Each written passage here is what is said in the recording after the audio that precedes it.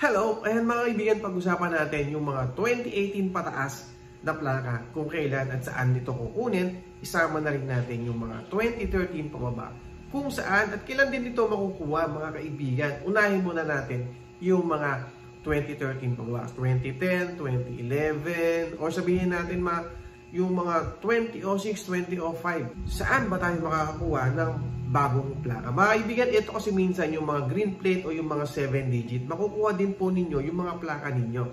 Pero check nyo din mabuti doon sa LTO tracker kasi mga kaibigan, kapag po meron nakalagay na plaka o plate number doon sa LTO tracker, so pwedeng na po yung inyong pa-deliver. So yun po ang pinakamagandang gawin nyo kapag meron po nakalagay na plate number doon sa LTO tracker. Pa-deliver nyo na lang po para sigurado kayo. Pero kung wala naman po nakalagay dyan sa LTO tracker, pwede po kayong pumunta sa mga district office ni LTO na nakalagay po doon sa CR ninyo o sa Certificate of Registration kung anong region kayo. Sabihin natin, ang nakalagay po dyan ay Region 4A. Pwede po kayong pumunta kahit sa ang LTO district office sa Calabarzon. Halimbawa po dito sa Binyan, Santa Rosa, o kaya sa Calamba, pwede kayong pumunta dyan. Or sa Cavite, pwede nyo puntahan kapag po yung year model ng motor nyo is 2013 pababa na wala pa po sa LTO tracker na plate number.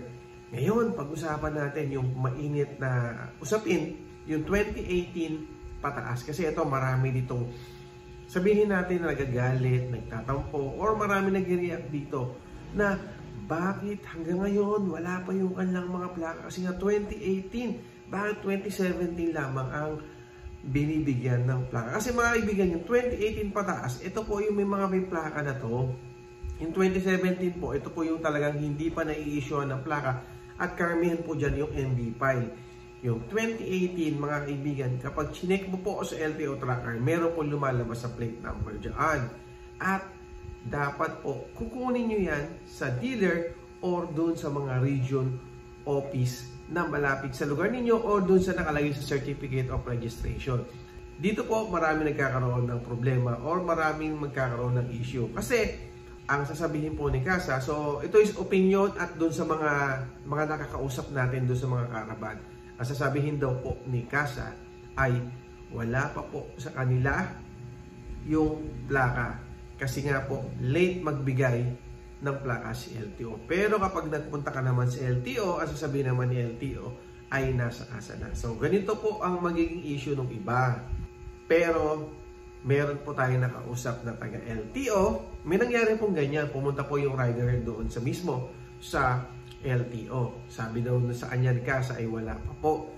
Ngayon, pinakita ni LTO yung logbook na katunayan na receive na ni Casa yung mga plaka ng 2018 pataas. So, ibig sabihin mga kaibigan na minsan nagkakaroon talaga ng miscommunication si riders or si Casa or baka pwedeng may problema doon sa both party. Meron din tayo isang kaibigan na nakausap noong nakarang karaban na tinanong natin kung ano nangyari sa plaka niya. Sabi niya nakuha niya yung plaka niya 2019 yung kanyang motor ay nadoon sa Casa. At ang mabigat nito or nung napansin niya ay bakit sobrang alikabok na nung plaka.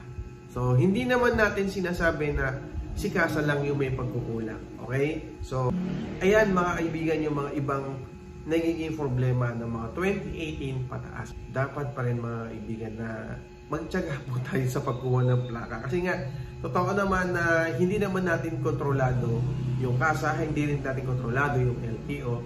So, mag-follow up lang po tayo lagi sa kanila para doon sa ating bagong plaka. At lilinawin ko rin mga kaibigan na hindi naman po manghuhuli si LTO kapag hindi po bago yung ating plaka.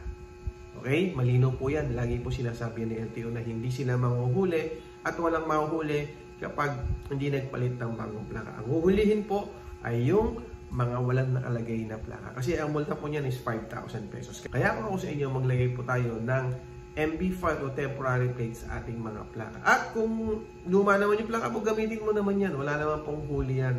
Okay?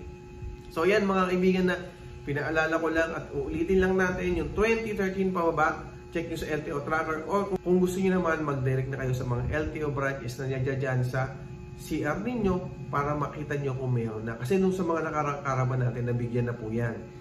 At doon sa mga 2018 pataas, check nyo sa dealer. Kung wala sa dealer, ay pumunta po sa regional office. So ganito lang mga kaibigan, kung sakasakali na talagang gusto nyo magkaroon ng plaka, okay?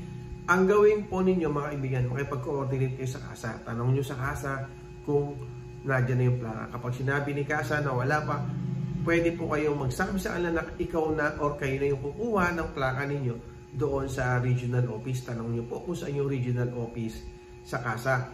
And para mas maganda, kayo na magpunta at doon yung malalaman kung ano na nangyari sa plaka ninyo. Kasi kung ikaw ay nasa Calabarzon, pwede nga pumunta sa Lipa, Batangas. Doon mo po makukuha ang inyong bagong plaka ng 2018 hanggang 20 something or 20 up to now. Okay? So sa mga bagong motor naman kasi maagang dumarating o mabilis dumarating yung kanilang mga plaka.